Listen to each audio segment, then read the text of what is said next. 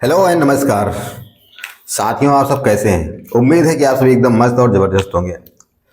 पिछली वीडियो में मैंने आपको 3.2 एक्सरसाइज जो कुछ प्रश्न यानी एक और दो प्रश्न कराया था और मैंने आपसे कहा था कि तीसरा प्रश्न मैं अगले वीडियो में आपको करा दूंगा। तो आज आइए हम लोग तीसरे प्रश्न में 4-6 जो भी प्रश्न हैं उसको हम लोग सॉल्व करते हैं।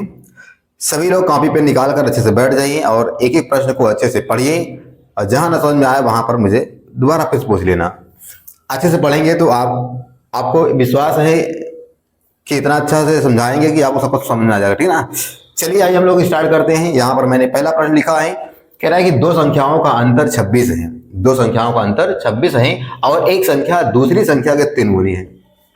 यहाँ बड़ी ये चीज बात है कि जब आपको लैंग्वेज सवाल लिखी होती है ना तो बहुत थोड़ा समझने में थोड़ा सा दिक्कत आती है, लेकिन आप समझिए कि प्रश्न को कहाँ से शुरुआत करनी है। जैसे कह रहा है दो संख्याओं का अंतर 26 है। अंतर मतलब एक संख्या बड़ी होगी एक संख्या छोटी होगी तभी तो अंतर आएगा, है नहीं। इसका मतलब हमें ना तो बड़ी संख्या पता है ना छोटी संख्या नहीं पता है। वैसे मैं दो संख्या रैंडम मानूंगा तभी तो आएगा अंतर, लेकिन हमें पता होगा ना एक बड़ी मान लेंगे एक छोटी तो उससे थोड़ा और क्लियर हो जाएगा। एक संख्या दूसरी की 3 गुनी है, मतलब जो एक संख्या होगी दूसरी वाली कई गुना होगी 3 गुना।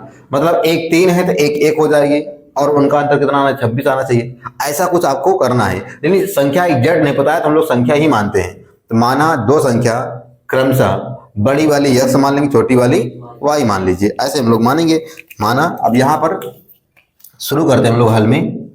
तो जब जो ना पता हो उसी से हम लोग क्या करते हैं शुरुआत करते हैं। अब कहें जो पता नहीं उससे शुरुआत कैसे करें, मतलब गणित है तो मान लेते हैं। माना दो संख्याएं क्रमशः बड़ी तथा छोटी x तथा y है। हमने आपको यहां पर इसे लिख दिया। आप दो संख्या क्रमशः मान लेंगे तो दो संख्याएं क्रमशः मान लेंगे तो बात तब भी सही है। दो संख्याएं क्रमशः बड़ी तथा छोटी मानने का मतलब है x हमारी बड़ी है y हमारी क्या है छोटी है। तो पहली कंडीशन के अनुसार जब हम चलेंगे तो ये कह रहा है कि दोनों संख्याओं का अंतर 26 है, मतलब जब बड़ी वाली में से छोटी वाली को घटाएंगे कितना आएगा अंतर 26। ये पहली कंडीशन हो गई है। कहने का मतलब अगर बड़ी छोटी ना होती तब भी हमें ये पता है कि हमेशा अंतर बड़े माइनस को छोटे से करते हैं, बड़े को छोटे से घटाते हैं तब अंतर आता है हमारा। अब पहली कंडीशन हो गई है। दूसरी कंडीशन ये कह रहा है कि जो एक संख्या है, अच्छा इस वाले कंडीशन को जब हम करते हैं तो इधर वाली दोनों संख्या लेते हैं, एक संख्या ये है एक संख्या ये है। अब इनमें तुलनात्मक रूप से बराबर करने के लिए कह रहा है एक संख्या मान लो ये संख्या दूसरी वाली की मान लो इसकी और एक ही गुना है 3 गुना है। अब हम दोनों को बराबर करना चाहते हैं तो एक कह रहे हैं ये संख्या यानी पहली संख्या ये दूसरी संख्या का गुना है 3 गुना है। वैसे ऑलरेडी बड़ी माना हूं तो बड़ी तो यही होगी। तो अगर ये 3 गुना है तो हम क्या कर दें, या तो 3 से इसमें गुणा कर दें या 3 से इसमें भाग कर दें, तो दोनों अब क्या हो जाएंगे बराबर।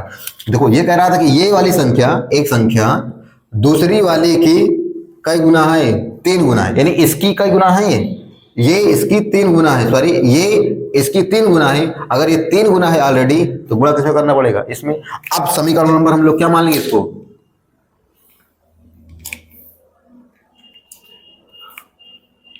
अब हम लोग समीकरण इसको क्या मान लेंगे दूसरा मान लेंगे। अब इसको हल करके x और y का मान ज्ञात करना है कि नहीं है। अब हमने इसको अभी प्रतिस्थापन विधि से तो हल करना सीखा है, तो बस प्रतिस्थापन विधि हमें आता है तो हम प्रतिस्थापन विधि द्वारा ही लगाकर इसको हल करेंगे। प्रतिस्थापन विधि में क्या होता है, दो समीकरण हुआ करते थे उनमें से हम कोई तीसरा समीकरण निकालते हैं, लेकिन यहाँ पर कुछ नहीं करना है आपको। दो समीकरण में से देखो यहाँ एक चर का मान तो निकला है ऑलरेडी निकला है ना, तो हम लोग यहाँ शुरुआत स्टार्ट कर देंगे एकदम से और यहाँ कहेंगे कि समीकरण नंबर 2 का मान कहाँ रख दें, समीकरण 2 का मान समीकरण नंबर किसमें 1 में रखने पर। अब कहेंगे समीकरण नंबर 3 कहाँ बना, 3 हम क्या बनाएंगे, 3 बनाने की कोई जरूरत नहीं है क्योंकि हमने एक चर का मान तो ऑलरेडी निकला हुआ दिख रहा था। जब एक चर का मान निकला है 3 बनाने की कोई जरूरत नहीं है। 2 का मान 1 में रखेंगे, 1 कहाँ रखेंगे जहां पर x का मान होगा वहां रखेंगे। तो x की वैल्यू कितना है 3y, तो यहाँ हो जाएगा 3y, और लिखा है माइनस में कितना y बराबर कितना 26।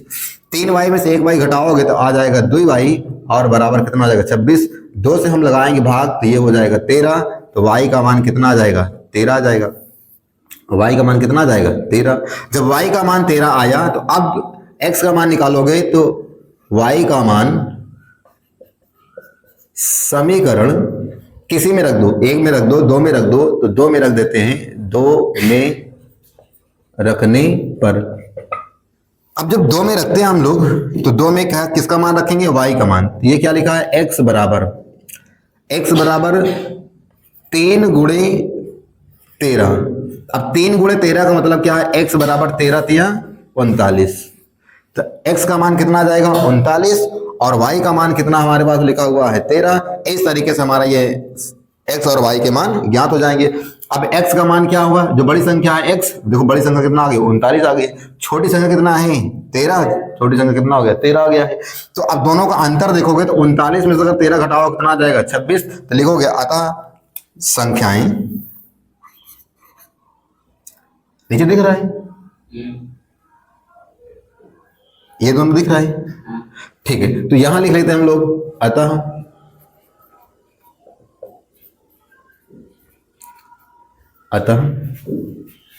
दो संख्याएं या दोनों संख्याएं क्रमशः x तथा y जो हैं वो क्या हो जाएंगे x तथा y। x का मान कितना आया 39 और कितना हो जाएगा 13, 39 तथा 13 है, ये हमारा क्या हो जाएगा आंसर। ठीक है ना, समझ में आया। आइए चलते हैं हम लोग अब अगले प्रश्न की ओर, ठीक है ना, इसे आप लोग नोट कर लीजिए। देखते हैं हम लोग नेक्स्ट यानी अगला क्वेश्चन। ये कह रहा है दो समपूरक कोणों में बड़ा कोण छोटे कोण से 18 डिग्री अधिक है, उन्हें ज्ञात कीजिए। मतलब दोनों कोण ज्ञात करना है। अब यहाँ इंपॉर्टेंट बात आपको क्या सीखनी है कि इस समपूरक कोण क्या होता है। आप एक कोण के बारे में सुने होंगे, एक समपूरक कोण और एक कोटिपूरक। कोटि पूरक को हम लोग पूरक कोण भी कहते हैं। पहले कोटि पूरक कोण क्या होता है, कोटि पूरक या पूरक कोण ऐसे दो कोणों के युग्म, यानी ऐसे दो कोण जिनका योगफल कितना आता है 90 डिग्री। और समपूरक कोण की अगर हम बात करेंगे तो यहाँ तो यही जरूरी है पहले सीखना, क्योंकि समपूरक की बात है। समपूरक कोण में अगर दो ही कोण होंगे, अगर कोण यहाँ पर ए है और कोण बी है, तो इन दोनों का योगफल कितना आता है 180 डिग्री। ये ही इंपॉर्टेंट पहली बात है कि समपूरक कोणों में ऐसे दो कोणों का युग्म जिनका योगफल कितना होता है 180 होता है, उसको हम बोलते हैं समपूरक कोण। ये बात पता हो गई। अब इसमें कह रहा है दो समपूरक कोणों में बड़ा जो कोण है, इसमें अच्छा एक तो कोण हो सकता है बड़ा हो सकता है। अच्छा 180 में तो अगर एक कोण 100 हो गया तो एक कोण 80 हो सकता है ना, ऐसा हो सकता है। एक कोण 90, एक कोण 90, नहीं ऐसा नहीं करना है, एक कोण बड़ा लेना है, एक कोण छोटा। तो कह रहा है जो बड़ा वाला कोण है और छोटा वाला कोण है, छोटे वाले कोण से कितना ज्यादा है 18 डिग्री अधिक है। अब 18 डिग्री कौन अधिक है ये ध्यान रखना होगा, कौन सा बड़ा कोण, यानी छोटा वाला कोण क्या 18 डिग्री कम होगा। अब कम ज्यादा हम कैसे निकालते हैं, अंतर करके, घटा करके, है कि नहीं है। तो यानी जब बड़े में से छोटे वाले घटाओगे तो कितना डिग्री आ जाएगा 18 डिग्री। तो अधिक और कम हमेशा क्या निकालते हैं हम लोग अंतर। पहली कंडीशन है कि समपूरक कोण किसे कहते हैं, तो ऐसे दो कोणों का युग्म या ऐसे दो कोणों का योगफल जिनका योगफल 180 होता है उसको हम लोग बोलते हैं समपूरक कोण। अब उनमें से दो कोण नहीं पता है तो मान लेंगे, माना बड़ा कोण x, छोटा कोण y मान सकते हैं। हम यहां पर यही मानेंगे, माना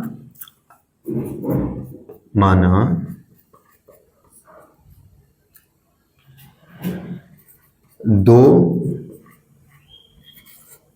समपूरक कोणों में बड़ा कोण, अगर x मान लिया x डिग्री, बड़ा कोण x डिग्री तथा छोटा कोण कितना y डिग्री। जब दोनों कोण पता हो गए समपूरक कोण के बड़ा और छोटा, तो हम दोनों कंडीशन को यूज करके प्रयोग करके इनको लिखते हैं। पहला कंडीशन है समपूरक कोण। समपूरक कोण किसे कहते हैं, ऐसे दो कोण जिनका योगफल कितना होता है 180। ये पहली बात पता है। ये दोनों कोण हो गया, कौन सा है संपूरक है। संपूरक कोण होगा तो योगफल कितना आएगा 180। समीकरण नंबर कितना 1। दूसरा समीकरण क्या कह रहा है कि जो बड़ा वाला कोण है, बड़ा कौन कोण है बताओ x, बड़ा कौन कोण है, एक्स माना है।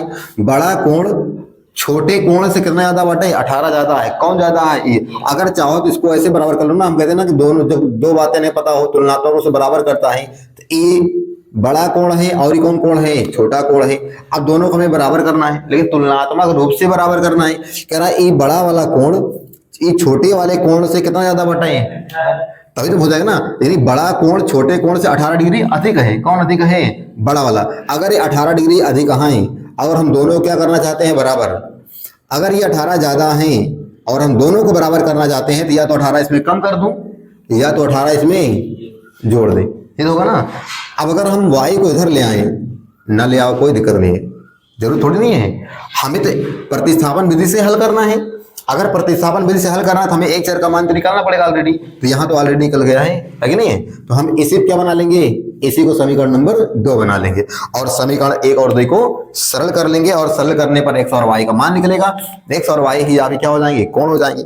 आइए अब यहाँ पर x का मान निकल गया, यानी एक चर का मान निकला है, तो हम प्रतिस्थापन विधि का प्रयोग करके, चूंकि क्यों कर रहे हैं प्रतिस्थापन, चूंकि अभी हमने पढ़ा ही प्रतिस्थापन विधि है, तो प्रतिस्थापन विधि के द्वारा ही क्या करेंगे, हाल इसको हम सरल करेंगे। आगे हम विलोपन पढ़ेंगे तो विलोपन से इसको लगा सकते हैं। तो ये क्या करते हैं, प्रतिस्थापन में एक चर का मान निकालते हैं, पहले से निकला हुआ है, तो 2 का मान कहाँ रख देते हैं, 1 में रख देते हैं। तो लिखेंगे समीकरण 2 का मान समीकरण 1 में रखने पर, एक बार देख लेना, जब कटने लग जाए बता देना, ठीक है ना। अब जब हम यहाँ पर समीकरण 2 का मान 1 में रखेंगे, तो 1 में कहाँ रखेंगे, जहाँ x की वैल्यू होगी।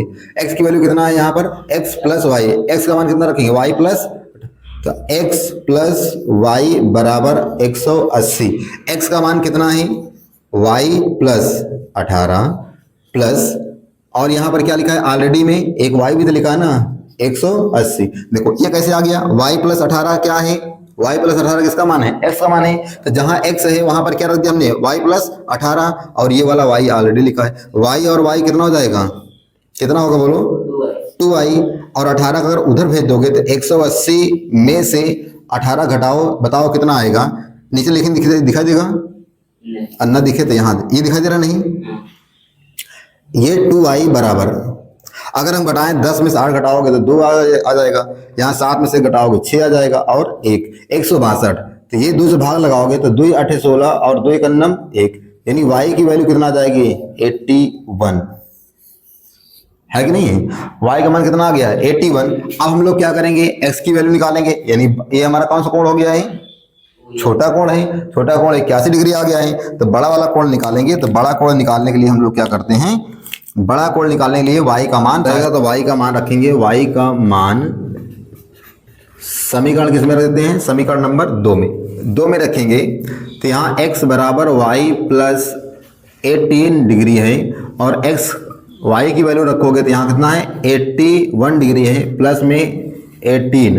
अगर इनको ऐड करते हैं तो 1 और 8 हो जाएगा 9, 8 और 1 हो जाएगा 9, यानी हो जाएगा 99 डिग्री। तो इस तरीके से हमने बड़ा कोण और छोटा कोण ज्ञात कर लिया है कि नहीं है। बड़ा कोण कितना है, x डिग्री है, और छोटा कोण कितना आ गया हमारे पास में, 81 डिग्री है।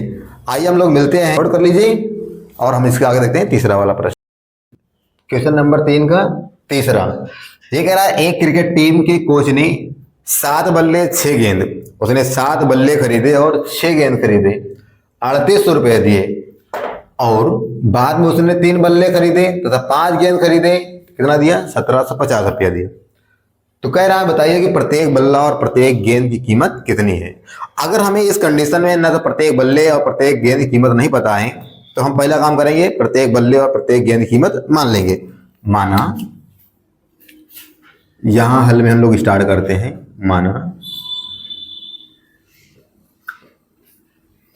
माना प्रत्येक मतलब एक बल्ले की कीमत x रुपया मान लेते हैं, तथा एक गेंद की कीमत कितना y। जैसे ही यह पता चला कि एक बल्ले और एक गेंद की कीमत हमारे पास मिल गई है, तो चाहे जितना गेंद खरीदोगे चाहे जितना बल्ला खरीदोगे अपना सबको निकाल लेंगे पैसा। अब पैसा पैसे के बराबर कर देंगे। अगर एक मार्कर 20 रुपया का है तो 20 मार्कर 100 रुपया का है नहीं है। तो पहली चीज है एक प्रति व्यक्ति या प्रति यूनिट की कीमत पता होना बहुत जरूरी होता है इस कंडीशन में। पहली कंडीशन क्या है?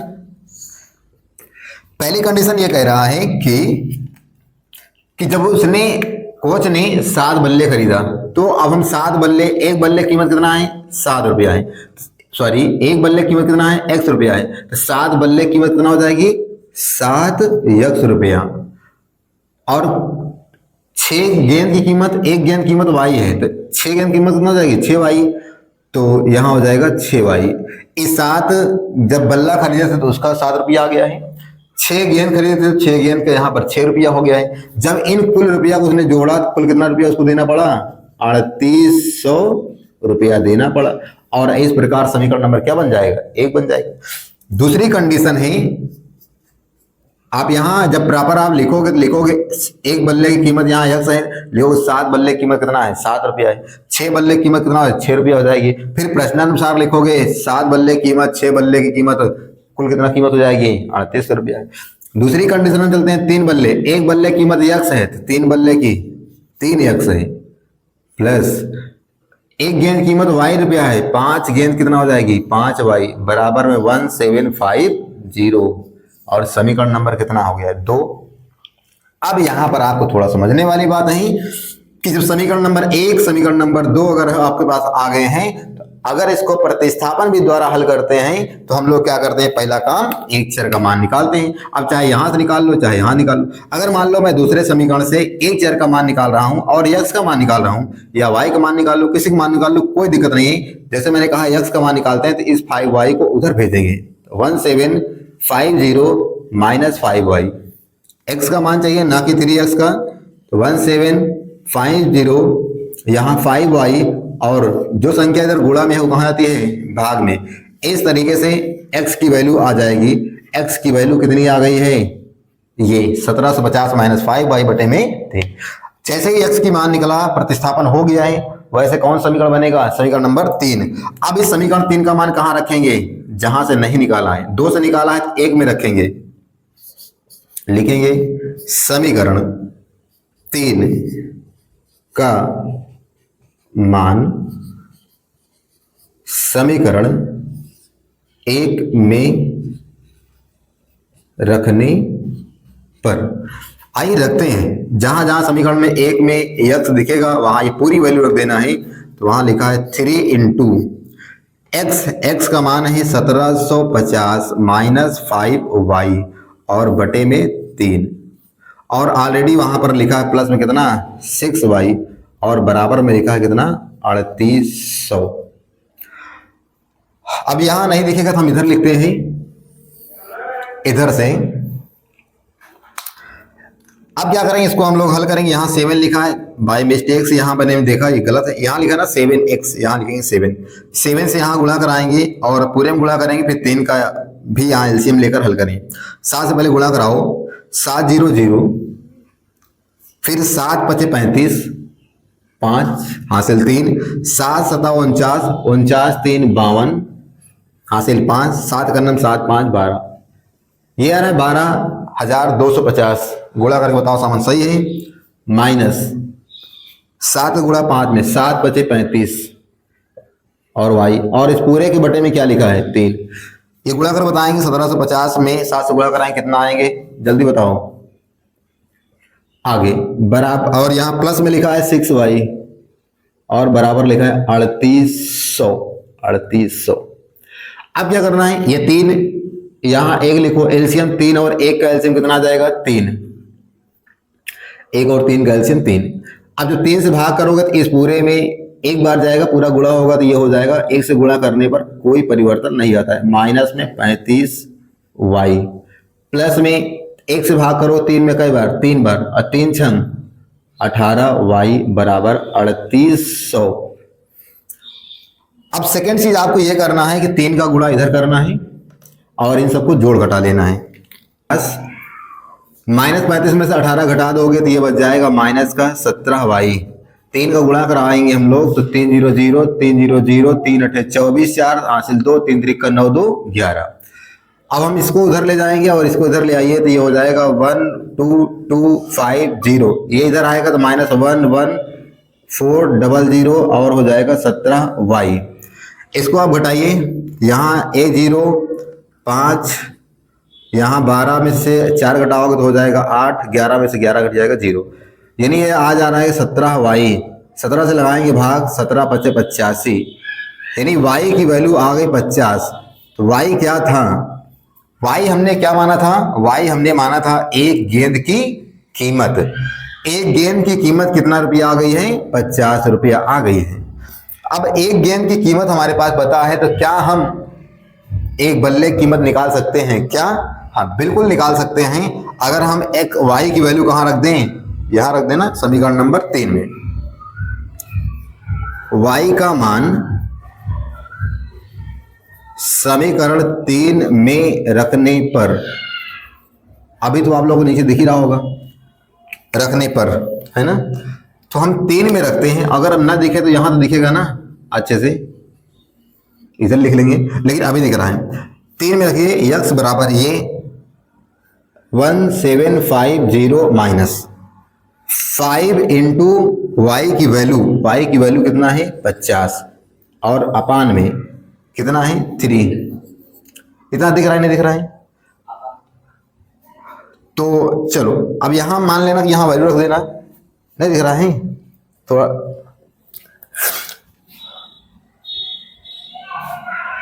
रहने दो। चलो अगर यहां नहीं दिख रहा है, ये नीचे वाला 3 नहीं दिख रहा है, ये दिख रहा है,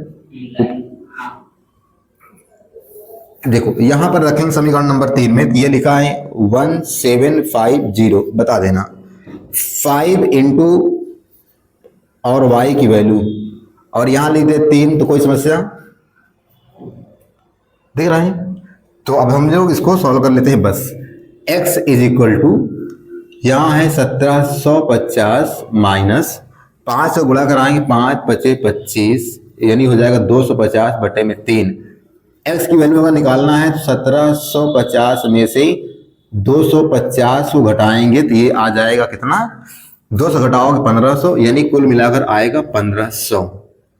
और 3 से लगाओगे भाग तो 3 × 5 = 15 और 00, x की वैल्यू कितना आ जाएगी 1500, सॉरी हाँ, x की वैल्यू कितना आ जाएगी 500, 1500 बोल दी। तो x की वैल्यू कितना आ गई 500 और y की वैल्यू कितना आ गई 50। तो इस तरीके से x क्या था, एक बल्ले की कीमत कितना आ गई 500 और एक गेंद की कीमत कितना थी हमारे पास में 50 रुपया। तो इस तरीके से आपको ये प्रश्न समझ में आ गया होगा, इसे आप लोग नोट कर लीजिए, फिर हम लोग मिलते हैं अगले प्रश्न की ओर, तुरंत कराते हैं, ठीक है ना। चलिए अगला यानी चौथा प्रश्न है, एक शानदार प्रश्न है, ठीक है ना, अच्छे से समझिए इसे। ये क्या कह रहा है कि एक नगर में टैक्सी का जो भाड़ा है, भाड़े में एक अतिरिक्त यानी एक नियत भाड़े के अतिरिक्त चली गई दूरी पर भाड़ा सम्मिलित किया जाता है, ठीक है। कह रहा है कि एक नगर में टैक्सी जाती है, वो अपने नियत भाड़ा के अतिरिक्त भी प्रति किलोमीटर भाड़ा अतिरिक्त लेती है, अतिरिक्त भाड़ा लेती है, यानी एक नियत भाड़ा है, एक अतिरिक्त भाड़ा है। तो अगर 10 किलोमीटर दूरी के लिए भाड़ा उसने दिया 105 रुपया है तथा 15 किलोमीटर दूरी के लिए भाड़ा 155 रुपया है, तो कह रहा है नियत भाड़ा बताइए और प्रति किलोमीटर भाड़ा बताइए। पहली बात, यानी हमें दो चीज नहीं पता है, एक तो नियत भाड़ा नहीं पता है और एक अतिरिक्त प्रति किलोमीटर भाड़ा नहीं पता है। यानी दो प्रकार के हमारे पास में भाड़ा है, एक तो अतिरिक्त है और एक नियत है। अभी समझाते हैं नियत क्या है। मतलब हमको दोनों बताना है कि नियत भाड़ा कितना है ये बता दो और प्रति किलोमीटर भाड़ा कितना है, यानी प्रति किलोमीटर मतलब अतिरिक्त वाला भाड़ा कितना है ये बता दो, ठीक बात है। साथ ही ये भी बताओ कि यदि कोई व्यक्ति 25 किलोमीटर चला है तो भाड़ा कितना देना पड़ेगा। साथ ही ये बता दीजिए कि जब कोई व्यक्ति भाड़ा 25 किलोमीटर चल रहा है तो भाड़ा कितना देना पड़ेगा। ये देखिए, अभी मान लीजिए कि यहाँ ये कोई एक डिस्टेंस है, कोई पथ है, दूरी है, ठीक है ना। अब कोई भी टैक्सी यहाँ तक जानी है तो मान लो यहाँ से आप यहाँ तक आओगे तो एक नियत भाड़ा दिया जाएगा, जितना भी दूरी है इससे कोई मतलब नहीं है। मान लो यहाँ तक 10 रुपया आपसे ले लिया जाएगा।